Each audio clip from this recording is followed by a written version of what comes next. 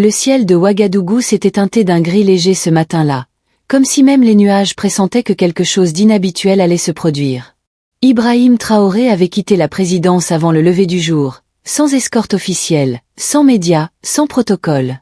Il voulait, une fois encore, marcher au milieu de son peuple, voir la réalité telle qu'elle était, crue, brute, douloureuse parfois, mais authentique. Ce jour-là, il avait choisi un hôpital public. Pas le plus beau, pas le plus propre, mais celui où on lui avait dit que les gens tenaient debout plus parfois que par moyen. Il voulait comprendre. Il voulait voir.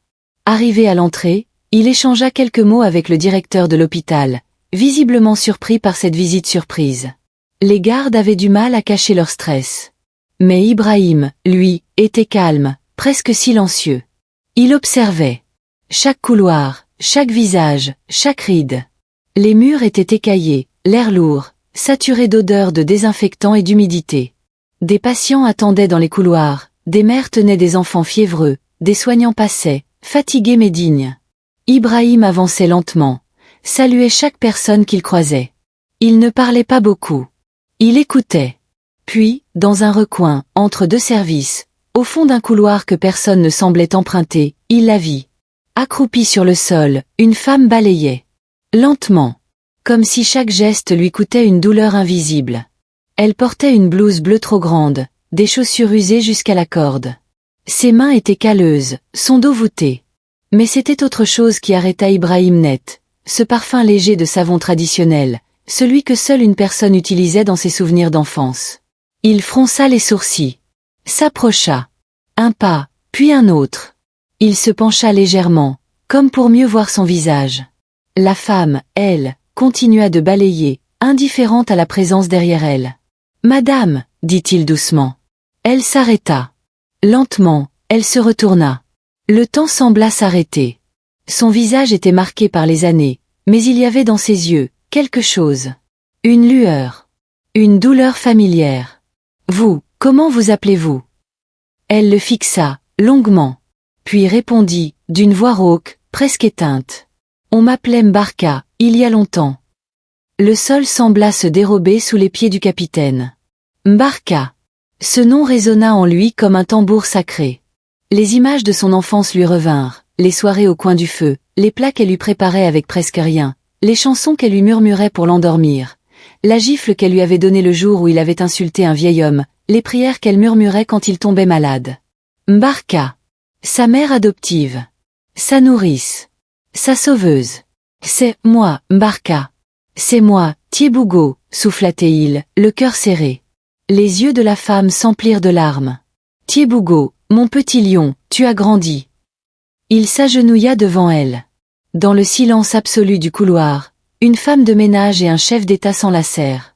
Deux êtres que la vie avait séparés brutalement se retrouvaient dans un lieu improbable, comme guidés par un destin supérieur. Mbarka sanglotait, incapable de croire ce qu'elle voyait. Et lui, le capitaine de la Révolution, pleurait en silence, comme un enfant. Le personnel médical qui passait s'arrêta, bouche bée.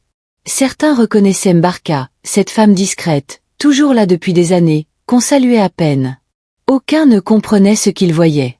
Et pourtant, tous ressentaient la puissance du moment. « Pourquoi tu n'as jamais essayé de me retrouver ?» demanda-t-il en se redressant lentement, les yeux humides. « Je ne voulais pas te gêner. Tu étais devenu grand, important. Moi, je ne suis qu'une balayette oubliée. » Cette phrase le transperça comme un couteau. « Tu n'es pas une balayette. Tu es celle qui m'a sauvé. Sans toi, je ne serais même pas là aujourd'hui. » Le silence retomba. Mbarka détourna les yeux. Elle semblait honteuse. Ibrahim posa la main sur son épaule, fermement. « À partir d'aujourd'hui, tu n'es plus seul. » Le reste de la visite fut annulé. Le capitaine resta dans ce couloir, avec elle, pendant plus d'une heure. Ils parlèrent du passé, de leur village, des années de séparation. Elle lui raconta tout, comment elle avait été envoyée loin après sa scolarisation, comment elle avait perdu contact, comment elle avait fini ici, nettoyant les couloirs d'un hôpital pour survivre. Lui, il écoutait. Sans mots. Le cœur broyé. Quand il quitta l'hôpital, il tenait la main de Mbarka. Et tous ceux qui les regardaient savaient qu'il venait d'assister à quelque chose de sacré. La nuit était tombée sur Ouagadougou. Le calme trompeur de la ville contrastait avec le tumulte intérieur qui agitait Ibrahim Traoré. Depuis sa rencontre avec Mbarka, il n'était plus le même. Il avait passé la journée à revoir les vidéos de l'hôpital, les images de ce couloir, ce moment figé dans le temps. Ce n'était pas une simple retrouvaille. C'était une résurrection. Et avec elle, revenaient les souvenirs enfouis, les silences lourds, les plaies jamais refermées. Il s'était isolé dans son bureau, refusant toute réunion. Il voulait comprendre. Il devait comprendre. Qui avait éloigné Mbarka de lui? Pourquoi n'avait-il jamais été mis au courant? Et surtout, qu'avait-elle vécu, seule, dans l'ombre de sa gloire, pendant toutes ces années? Retour dans le passé, le foyer du petit lion. Ibrahim n'avait que 6 ans lorsque la guerre civile avait emporté ses parents biologiques. Une attaque sanglante, brutale, dans leur village natal au nord du Burkina. Orphelin du jour au lendemain, il avait été recueilli par une femme que personne ne connaissait vraiment. Mbarka. Elle avait à peine 30 ans, une voix douce et des mains rugueuses. Elle ne parlait pas beaucoup, mais veillait sur lui comme sur son propre fils. Elle l'appelait Tiebougo, le petit lion. Et ce surnom, il l'adorait. Elle l'avait nourri avec presque rien, protégé contre les dangers, racontait des histoires au clair de lune, soignait quand il tombait malade. Elle lui avait appris à ne jamais se plaindre, à toujours se battre, à croire que les blessures faisaient de lui un homme. Mais un jour, alors qu'il entrait à l'école militaire grâce à une bourse rare, Mbarka avait disparu. Sans adieu, sans mot. On lui avait dit qu'elle avait été affectée ailleurs. D'autres avaient murmuré qu'elle n'était qu'une domestique de passage. Il avait tenté de l'oublier. Mais dans ses prières, son visage revenait. Toujours. Le rendez-vous. Le lendemain matin, Ibrahim la fit appeler discrètement. Elle entra timidement dans la salle privée de la présidence, vêtue de sa blouse d'hôpital. Les gardes la regardaient comme si elle n'avait rien à faire là. Il leur fit un signe, elle est chez elle ici. Ils restèrent seuls. Mbarka s'assit lentement. Son regard fuyait le sien. Elle tremblait. « Pourquoi tu es parti sans rien dire ?» demanda-t-il doucement. Elle inspira profondément. « Parce qu'on m'a obligée. » Silence. Pesant. Un jour, des hommes en uniforme sont venus. Ils m'ont dit que je devais partir, que ma présence allait interférer avec ton avenir. Ils ont dit que si je t'aimais vraiment, je devais disparaître. Ses yeux se remplirent de larmes. Des larmes contenues pendant trop d'années. J'ai obéi. Pour toi. J'ai tout accepté. Même le silence. Même la honte. J'ai nettoyé des écoles, des marchés, des hôpitaux, en espérant juste te revoir, un jour. De loin. Ibrahim serra les poings. Ces hommes, ils savaient maintenant à quel clan ils appartenaient. C'était le système ancien. Celui qui avait toujours eu peur que les racines populaires salissent le prestige.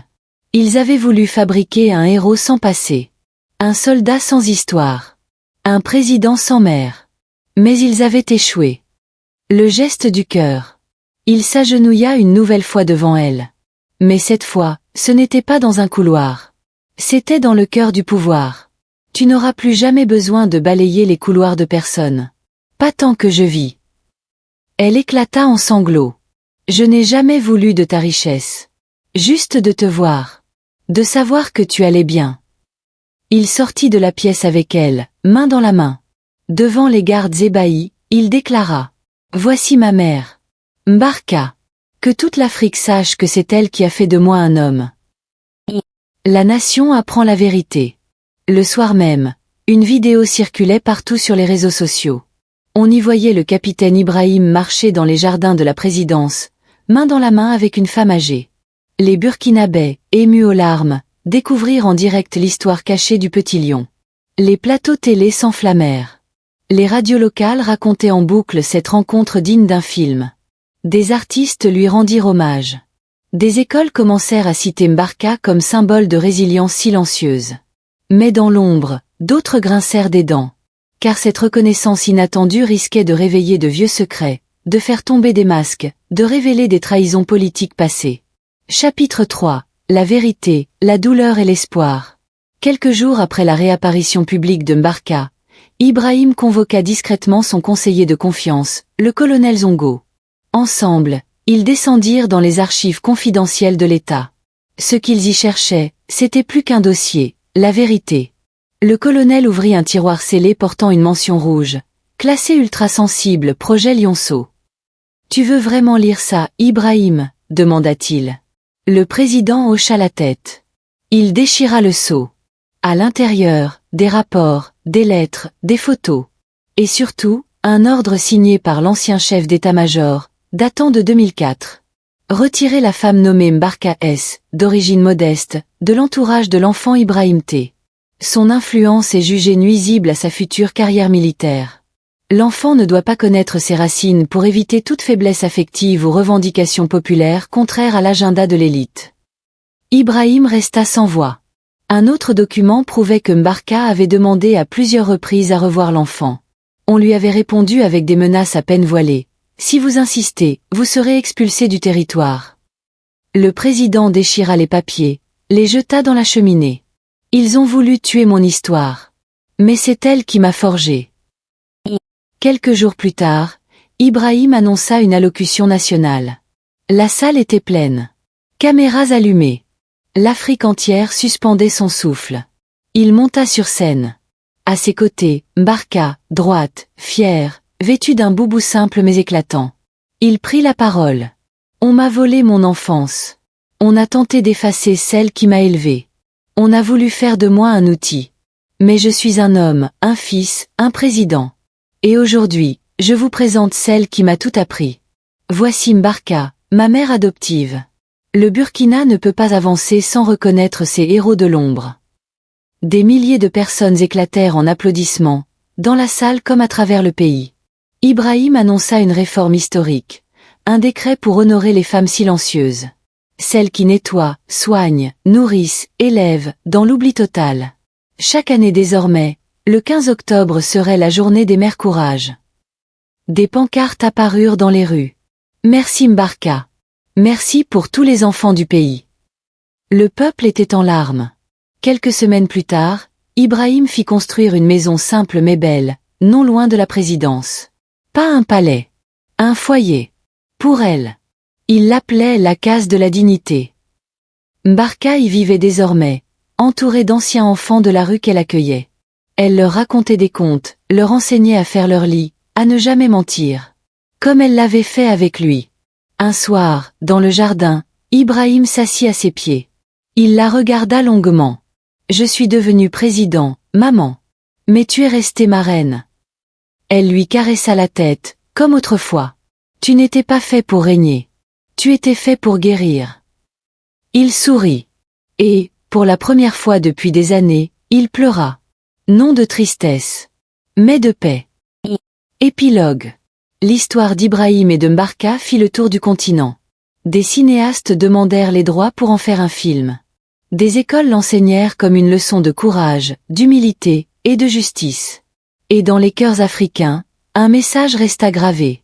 Un homme n'est grand que s'il reconnaît d'où il vient.